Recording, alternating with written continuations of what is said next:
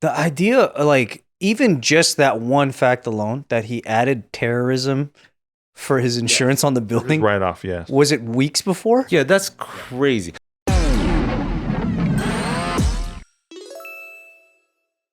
Welcome back to another episode of Careful Boys. Today we are going to discuss, without joking, what do you really think happened with 9/11? For real? For real? For real, for real.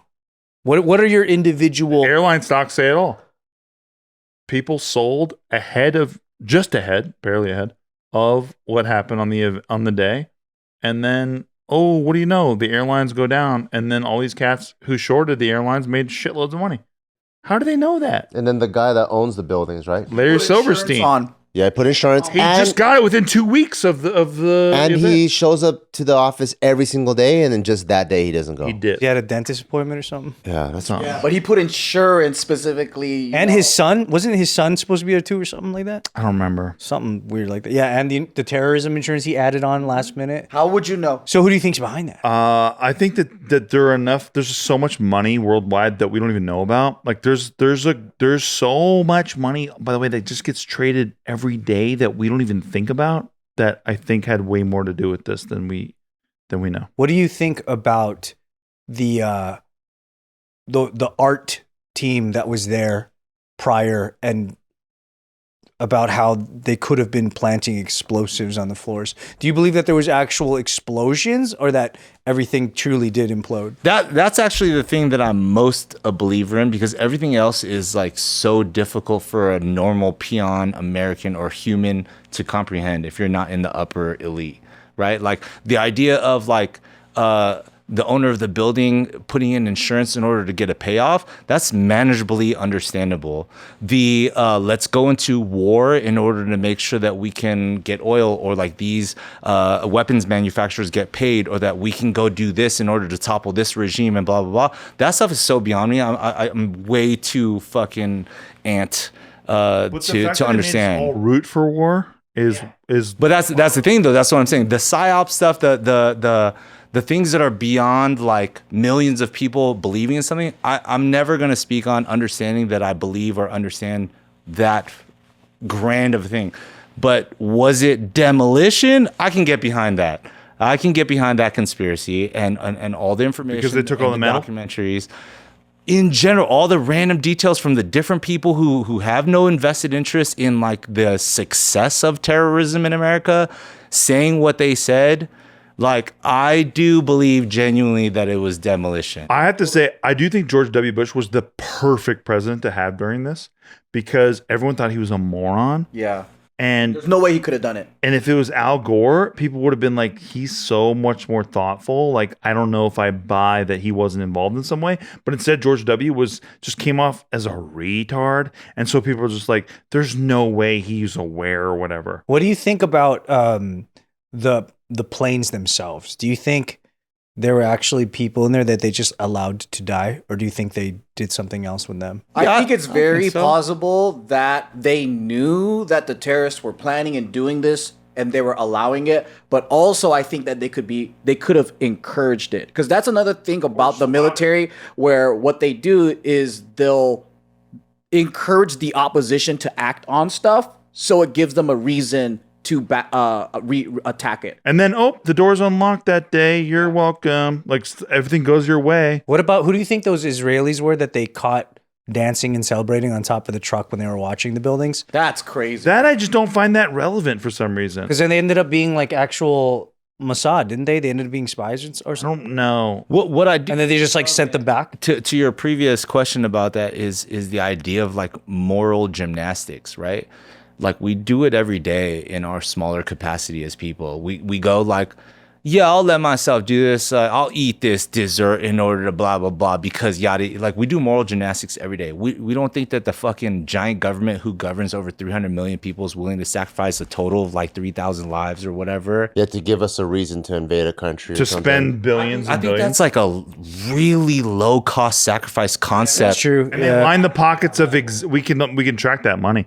Like, they literally line the pockets of like Halliburton, right? Blackwater, all those cats. That's not even moral gymnastics. That's like moral warm up, maybe. What about the what happened at the Pentagon, do you think? You know how like there's just no HD footage and no I true genuinely evidence. think that they actually just launched missiles at the Pentagon. That's one of the main theories. because that's what it looks like. Yeah, it's just a small little hole. Yeah. And Well, the hole is excusable because a fuselage of an airplane could act the same way, right? But they also like had engines that were recovered from the site. But I just think that it makes sense when you think of it that they just actually did what they did.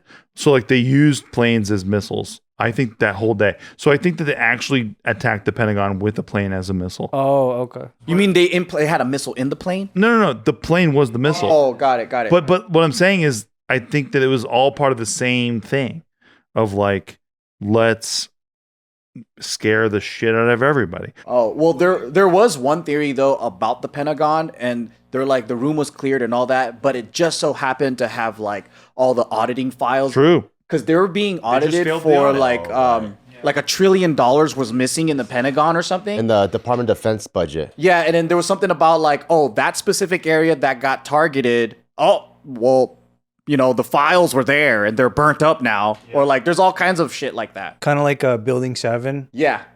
So the I guess the truth about Building 7 that they say is that the spire from the tower like basically sliced it on one side, causing the whole thing to collapse. If you look at the foundation, it definitely got messed with by the collapse of WTC, right? But the crazy part of it is the fires. The fires were on the whole side of the building. A lot of people who talk about WT7 don't talk about the fires. The fires were insane on one side of the building, but that doesn't mean that Before it fell, the tower fell. Exactly right. That's weird. Before the tower fell? Yes, and there's pictures of it because they had so many helicopters flying around. But the crazy thing is that it collapsed the way it collapsed. That's what's sus to me. There's two. Well, go ahead. No. It collapsed like they did a building demolition, and it fell into its own footprint in the same way that you would do a building demolition. That's crazy to me. If these fires were burning, that has to be a more uneven thing, right? It can't be completely uniform in the way that it collapses. Yeah. So that blew my mind. So to your point, there's a Blue compilation of demolition experts that all say the same things.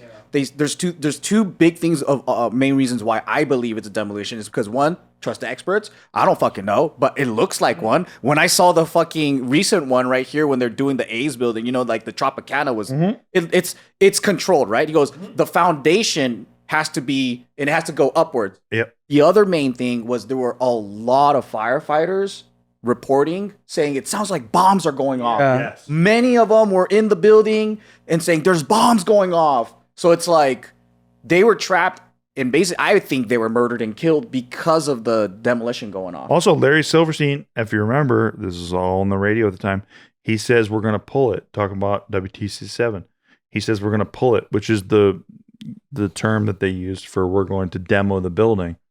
So like the idea is that he supervised and okayed it and just thought it was like how they were doing it that day, and then cleaned up his language afterward, saying like, oh, I didn't mean like that, I meant like this. The idea, like, even just that one fact alone, that he added terrorism for his insurance on the building. Right off, yes. Was it weeks before? Yeah, that's crazy. Like, It was like 2 weeks just, before. just that by We all itself. have common knowledge and life experience, right? Your siblings building some fort or tower, and then you go over and you fucking karate chop sidekick the shit out of it. It never perfectly demolishes. And even if it did, that's 1 in a million chance. Let's say 3 buildings all fully perfectly demolish with gravity straight down. Yeah. And that's number one, crazy. And then number two, you think about the idea of like, let's go with the foundational conspiracy about like the New World Order, right? The one thread of a concept where it's like, hey, if we introduce a greater threat to humanity, like aliens, Yeah. then we would all band together because we had a common greater threat, right? So it's like, what would we do on a microcosm? What would we do at a smaller scale? Wouldn't you think that they would test it within their own? Yeah. Who do you think the puppet masters are, and who do you think really benefited from this whole thing? I think it would be very difficult to say if we were just watching that moment, which is a very emotionally pulling moment.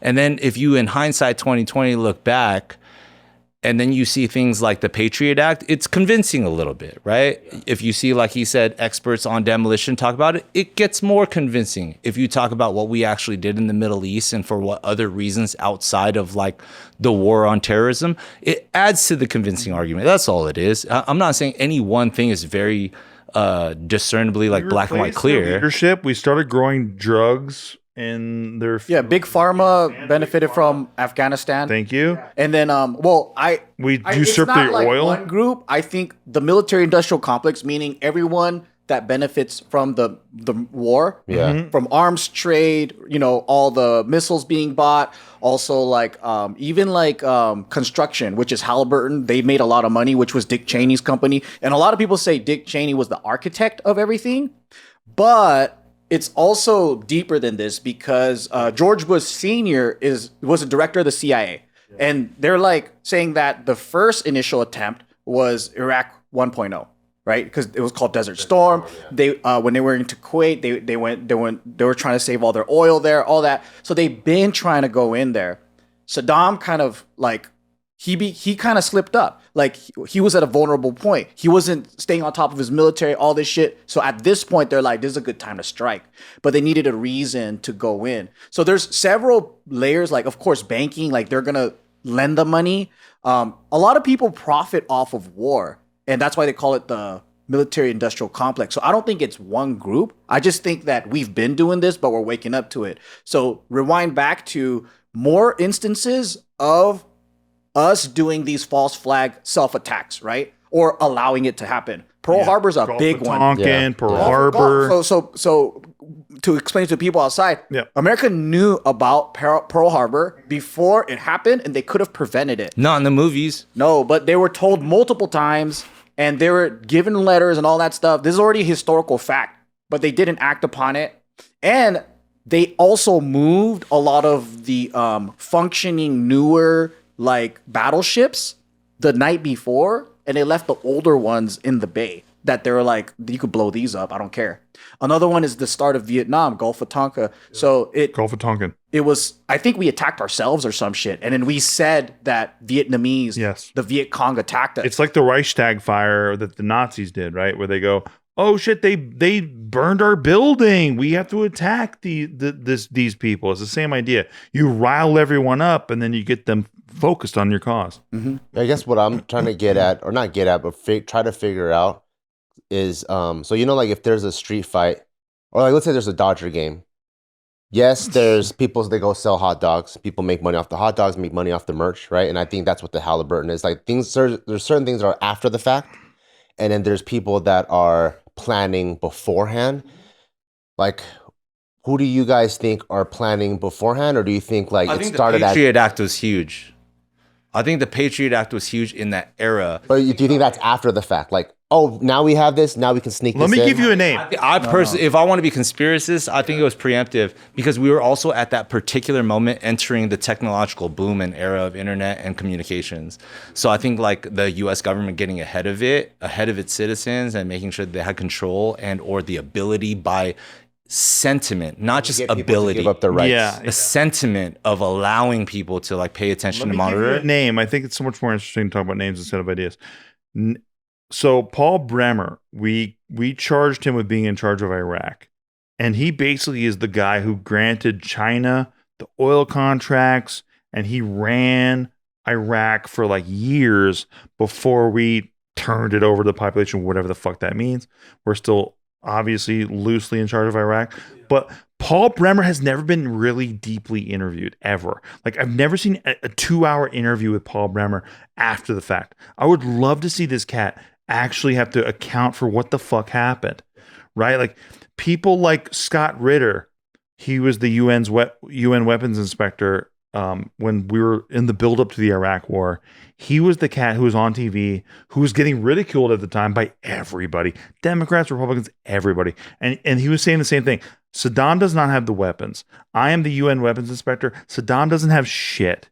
He has been compliant in a sense, but we know what he has and what he doesn't have. He doesn't have what they're saying he has, which is they're saying they had nuclear weapons.